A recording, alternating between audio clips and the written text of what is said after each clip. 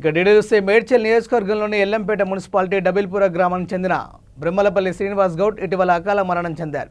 స్థానిక నాయకులు PCC general secretary Mahipal Reddy ద్వారా విషయం తెలుసుకున్న మంత్రి కోమటిరెడ్డి వెంకటరెడ్డి కుటుంబ ఆర్థిక పరిస్థితిపై ఆరా తీశారు. కూతురు పెళ్లి ఉందనే విషయం మంత్రి దృష్టికి రాగానే వెంటనే శ్రీనివాస్ గౌడ్ కూతురు పెళ్లి కోసం 5 లక్షల ఆర్థిక సాయం అందజేశారు. శ్రీనివాస్ గౌడ్ భార్య రజనికి వారి కుటుంబానికి మనోధైర్యం చెప్పారు. అన్ని విధాల అండగా ఉంటామని భరోసా కల్పించారు.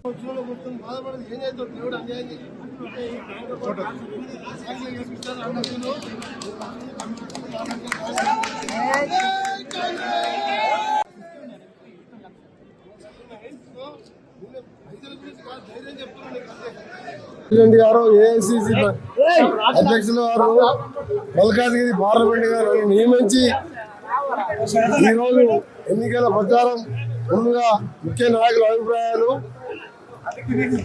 కౌన్సిలర్స్ 3 వార్డులో 3 మున్సిపాలిటీ కలిసి 68 కౌన్సిలర్స్ ఉంటూ వారికి సంబంధించిన బయోడేటా తీసుకొని ఇప్పటికే మా అధ్యక్షుల వారు మా నాయకులు అందరూ కూడా కమిటీలు వేసుకొని జరిగింది.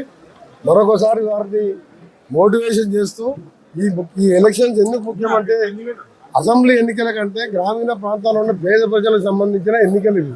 ఈ ఎన్నికలు గెలిస్తే పేదవాడు ఆపదలో ఉన్నా ఆ కుటుంబంలో ఏమైనా అప్పుకోవాలన్నా ఎవరికైనా ఏమైనా ఇబ్బందులు ఉన్నా తీర్చే సమస్యలు గ్రామంలో మురికి కాలువల సమస్యలు కానీ మంచినీళ్ళు కానీ ట్రాన్స్ఫార్మర్స్ కానీ ఈ ఎన్నికలు ముఖ్యమైన ఎన్నికలు కాబట్టి వారికి 4 మాటలు చెప్పి 6 సార్లు గెలిచిన అనుభవంతో వారికి కొన్ని విషయాలు చెప్పడం జరిగింది. వాళ్ళు కూడా అందరు గట్టి నాయకులే ఉన్నారు.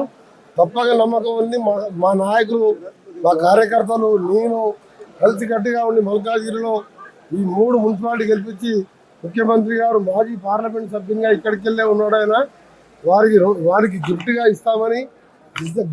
ఇస్తామని మా నాయకులందరికీ చెప్తున్నా. ఆయనతో పాటు ముఖ్యమంత్రి గారు బిజీగా ఉన్నా మీ ప్రాంత అభివృద్ధి కోసం సపరేట్గా నా ఛాంబర్లోనే ఒక పిఏపిఎస్ కూడా మీకు ఎప్పుడు వచ్చినా అందుబాటులో ఉంటట్టు చిన్న పనులున్నా పెద్ద పనులున్నా మీ సమస్యల పరిష్కారం కూడా కృషి చేస్తాను. కానీ మీరు మాత్రం ఈ 15 రోజులు ఫుల్ టైం ఇచ్చి ఈ 3 మున్సిపాలిటీ గెలిపించి కాంగ్రెస్ పార్టీ 113 మున్సిపల్ చైర్మన్లు 7 మేయర్లు జరుగుతున్నాయి. 100 సీట్లు గెలవబోతున్నామని చెప్పి కేటీఆర్ గారికి మరీ చెప్తున్నా. మీరు మొన్న సర్పంచ్ ఎన్నికల్లో తప్పుడు ప్రచారం చేసి 70% పైన గెలిచినాం. అందులో ఇంకా 10% మా రెబల్సే గెలిచింది, అంటే 80%. వాళ్ళు ఏదో తెలిసిన 10-20%కే పోయి సన్మానాలు చేసుకుంటున్నారు. నిన్న ఒక విషయంలో ఏదో టెలిఫోన్ టాపిక్లో మాట్లాడుకుంటూ కేటీఆర్ గారు మాట్లాడుతున్నారు, పోలీసు అధికారులను బెదిరిస్తున్నారు. ఇక 2 ఏళ్ళు అయితే వచ్చేది మా గవర్నమెంటే, మీరు రిటైర్ అయినా మీ సంగతి చూస్తామని. అయ్యా కేటీఆర్, నువ్వు మర్చిపోకు. మా అసెంబ్లీ అయ్యాక 6 నెలలకు పార్లమెంట్ జరిగితే 2-0 వచ్చింది. ఒక్క పార్లమెంట్కి గెలవలే. మేము 10 ఏళ్ళు మీ నాయన ముఖ్యమంత్రి ఉండి నువ్వు డిఫాక్టో ముఖ్యమంత్రి ఉంటే నామినేషన్ వేసి నేను రేవంత్ రెడ్డి గారు ఉత్తమ్ కుమార్ రెడ్డి గారు 3 పార్లమెంట్ సభ్యులకు గెలిచినాం, పైసా ఖర్చు పెట్టకుండా. నువ్వు 10 ఏళ్ళు ముఖ్యమంత్రులు ఉండి ఒక్క పార్లమెంట్ గెలవలే. నీ సిట్టింగ్ సభ్యులు చనిపోతే కంటోన్మెంట్ జూబ్లీస్ గెలిపించుకోలే. ఇక 2 ఏళ్ళల్లో ముఖ్యమంత్రి అవుతారంటే అది పెద్ద జోకులాగా అనిపిస్తుంది నాకు. అందుకనే అంటున్నా, ఇది పార్టీ గుర్తు ఎన్నికలు కదా. సరే మొన్నటిదాకానేమో ఉన్న 10-20% ఏడపోతున్నారని సన్మానం అని తిరిగిన ఊళ్ళలో దీని మీద ఛాలెంజ్ చేస్తున్నా.